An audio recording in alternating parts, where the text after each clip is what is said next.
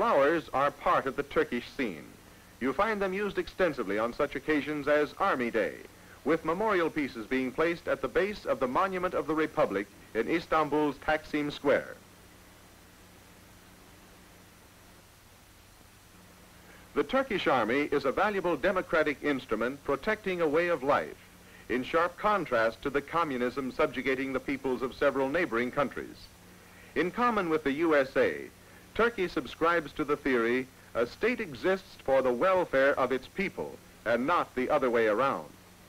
The Turkish army, along with armed forces of other democratic nations, is dedicated to the preservation of peace and the maintenance of forces strong enough to implement that peace. Turkey has compulsory military service. 2 years enlistment is required of men of military age. American technical assistance and military equipment have been placed at the disposal of Turkey. As a member of the United Nations, Turkey demonstrated in Korea her readiness to assume a full measure of responsibility for human decency and international order. The nation's strategic location at the eastern end of the Mediterranean makes her an exceedingly important member of the North Atlantic Treaty Organization. The Navy is also an important branch of Turkey's armed forces.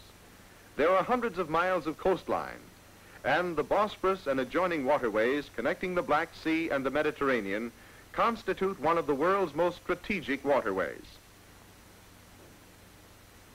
The Navy has its day too, and on it the public has been invited to witness a regatta here on the Sea of Marmara. On a nearby launch, crowded with interested spectators, is a very young Turkish woman who, incidentally, demonstrates the degree of emancipation her sex has achieved.